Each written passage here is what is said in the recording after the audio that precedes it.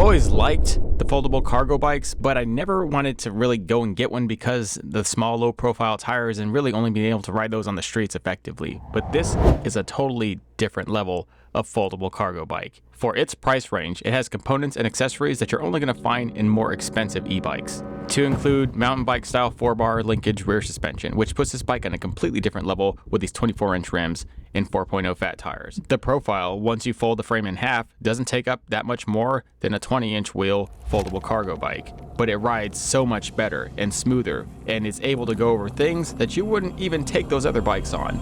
Let me show you how in vivid detail, starting now.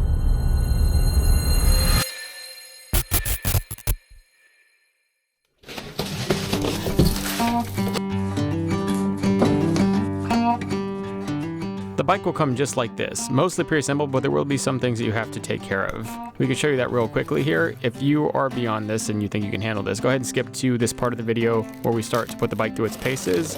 But right quick, we're going to go ahead and show you how to install this whole thing. It's just a few pieces in a quick but very detailed user manual and all the tools you need to assemble this entire thing in this bag.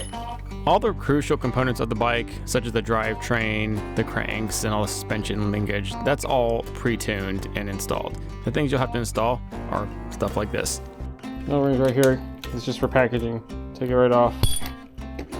Put this on. Press this. Release. This will open this up. This piece that you took off goes back in here. Make sure the handlebars are straight with the fork before you go ahead and tighten the clamping hex screws here. And once the stem is completely tight, go ahead and secure the other components. All the Allen wrenches will get them in there very quickly. Just like these pedals and the other components on top of the handlebars, you'll also need to tighten, including making sure the handlebars themselves are tight. Comes with a charger, headlights and tail lights, both with turning signals, and full hydraulic disc brakes. They come pre-assembled with a stopper that you need to take out, but once you take that out, do not depress the lever or you'll have a bunch of trouble with reassembling. Go ahead and take that temporary through axle out, loosen the bolts on the front tire, and then go ahead and slide the front tire so that the disc brake fits in with the brake caliper and it aligns with the fork. Go ahead and tighten that with the tools that come inside that pouch. There are hex bolts on each side of the fork that you need to take out in order to install the front fender. Then assemble the top screw through the front fork hole that you also attach the light to.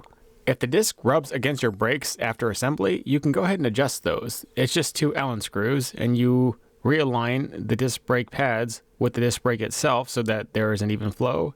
And at this point, you're almost done. All you have to do is assemble the lights in the back cargo basket. There is a spare cord just out there with a plug. You go ahead and use that to plug the front light in. Now you have the front light connected to the power source. There are 4 other bolts on the seat stays, just like the ones on the fork that you use to attach the cargo basket. And there's also a rogue cord down there that you use to attach the back brake light. And once you connect that wire, that is it. This bike is ready to go. Let's go ahead and take a look at all of its components now that we've got it assembled. Apparently they only made 500 of these. I got number 152. The bike comes with a standard drivetrain, a pretty short 7-speed cassette, but it doesn't really need a whole lot of lower gears because the motor is so strong. The drivetrain components don't have to be much. In fact, most standard e-bikes come with the Shimano Sys and Shimano Tourney drivetrain components. You have 24-inch rims and fat tires, which makes this bike exceptional. That makes that tire quite big and able to handle rugged terrain, which is good because the tire has a fairly aggressive tread pattern that can handle off-road. There also is no front derailleur. There's only a single shade ring with a bash guard.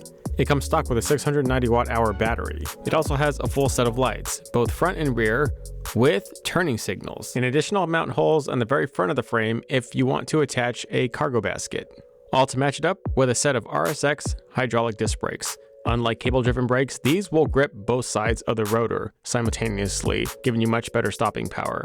And it also comes with, I think, a 3-inch travel shock that has spring preload settings to adjust for the weight and cushioning, as well as lockout and compression dampening in general on the other side, which would be more useful in the off-road.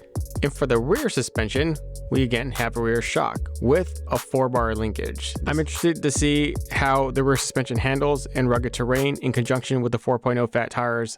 The brakes themselves, though hydraulic, only have a 160mm rotor on the front and back, so I'm curious to see how well it'll stop this bike, which is fairly heavy and goes very fast. We have 7 speeds of adjustment from high to low on the Shimano Sys, and then we get to the actual accessories, this has a fair amount of bells and whistles right out of the gate.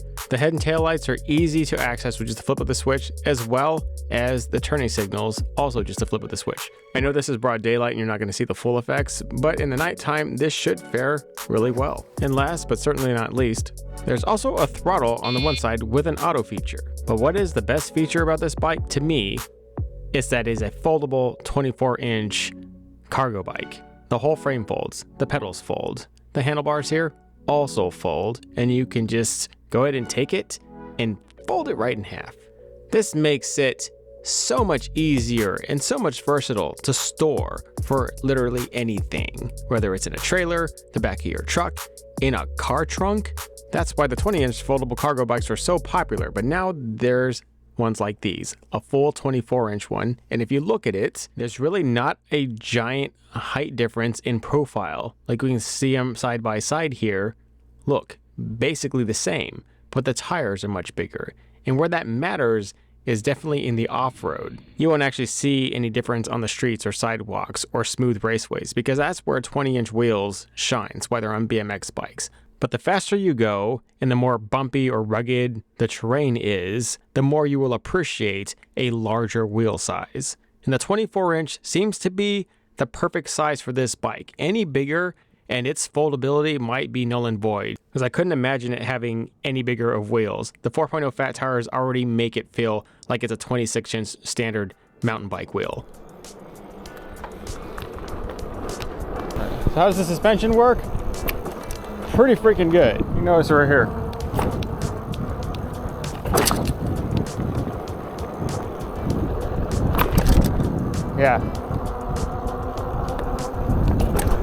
Yeah, you can just feel that back. It's actually much more. The stroke on the shock is so small and the shock itself is so minuscule. I wasn't really sure how much travel you would actually get, but anything would be better than a hardtail. But here I think you get it feels like about a full 3 inches, which is plenty for a street with no rocks or any sort of rugged terrain. But if you're going down mildly rugged terrain like a dirt travel, you'll absolutely appreciate the full suspension. A full suspension 24-inch e-bike is fantastic. Is the 4-bar mountain bike style linkage overkill for a street? Yeah, but if you're going up and down curves like I was right now, which is something that my kids do, and it creates immense damage to their e-bikes. They're like never going to be the same. After so many curb hops up and down on the street, the damage is pretty serious. But the rear suspension truly does take the bite off. Not all of it though. I would really like to see a rear shock seat post, which those are pretty easy to find aftermarket in most bike shops now that e-bikes have truly taken off. That would make this bike more or less perfectly cushioned.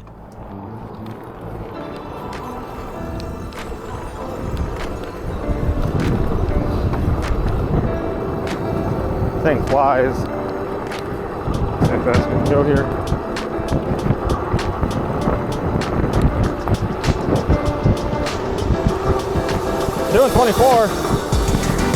Doing 24 miles an hour uphill, 25 with pedaling assist. It doesn't just do 25 uphill without tweaking it first. You must download the app. It is very easy to personalize once you do so, and you can also link your bike to your phone. That way it always knows when to auto lock and stay on. And if you click the menu bar icon up here and go down to personalize, you can now really have major control, like increasing your top speed to 25 miles an hour. I don't know what it's doing up here saying 19, but I maxed it to 25. That's how I got uphill on 25.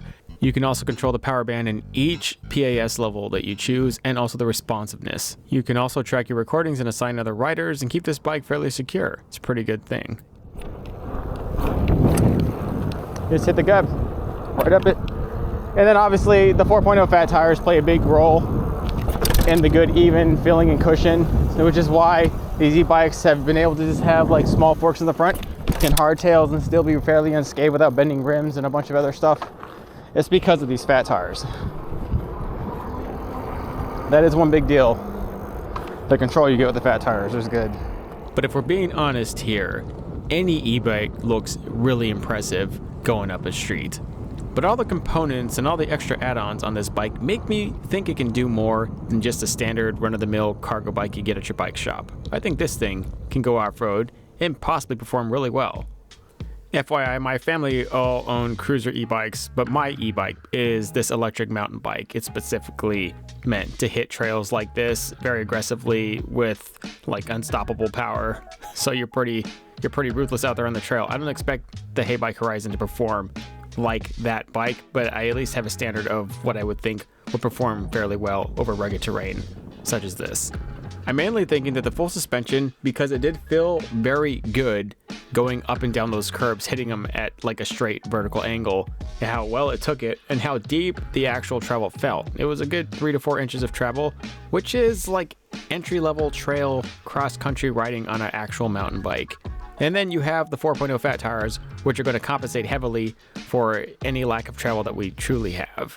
But the cranks themselves feel a little short and the pedals themselves are a little slippery. So you'd have to give up the foldable pedals and put some like flat downhill or BMX pedals to really get a grip on the crank, because the one thing that happened when I took this thing off-road is it does expose the motor.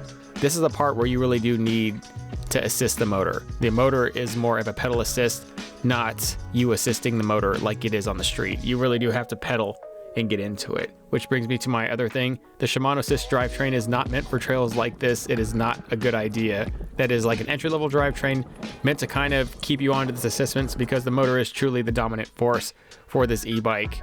It still handled it. However, I couldn't imagine myself routinely riding rugged trails like this and expecting the bike to do well in longevity. It just is more of a cruiser bike that is very capable. It's going to be the most excellent, comfortable cruiser bike on the street. Nothing will be able to beat it. And then it'll handle slight, rugged terrain, like a dirt road or, a fire road like this that doesn't have jagged rocks everywhere that are going to make your bike shake and shudder and, really put a strain on some of those cheap plastic components. But with all that said, I was extremely surprised at how well the bike did up that trail. I had expected to crash or not be able to turn well, or it to not be nimble or versatile enough to handle some of those turns, but it handled all of it. I mean, I think the fat tires and that 24-inch platform really just perform so well in conjunction with the suspension. Now, that's not really high-end suspension. The fork in the front doesn't have any rebound dampening, and the back shock doesn't have any adjustments at all, but it still did incredibly well. It's going to handle standard dirt roads and trails like this all day with ease, but it still does its best when it gets on the street. This thing flies.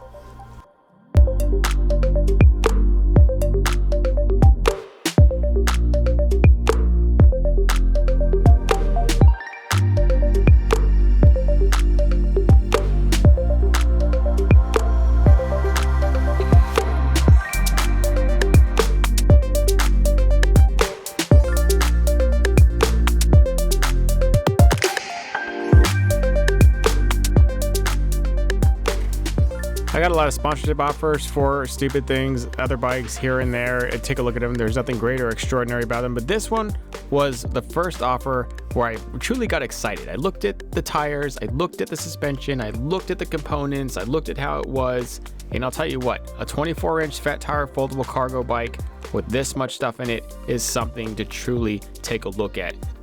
I've tried 20-inch wheel cargo bikes. My family has them. I'm not a fan. I don't like how they feel, how tall they are with how skinny wheels they are. This thing truly felt much better. I'm a larger person. I'm right at 6 foot, 210 pounds. This thing handled well. The brakes, I would have liked to maybe see a 180 or 203 millimeter rotor on the front, just given how fast the bike can go and how heavy it is. I would also like to see more tunable suspension and just overall componentry that would allow this bike to handle more rugged terrain without potentially breaking. But that would mean the bike would have to be much more expensive. And I will say that it is very reasonably priced in comparison to other bikes in its price range, which makes this bike truly unique to me. It is definitely worth a look, everyone. Check it out. The link is in the description. That will lead you to all the information for this bike. I'd like to thank Heybike for giving me this bike to demo, and I had so much fun on it. I'm definitely going to be taking this on all my family trips, folding it right up, sticking it in my truck bed or in the trailer. Wherever it goes, it's gonna go somewhere, always with me. See you guys out there.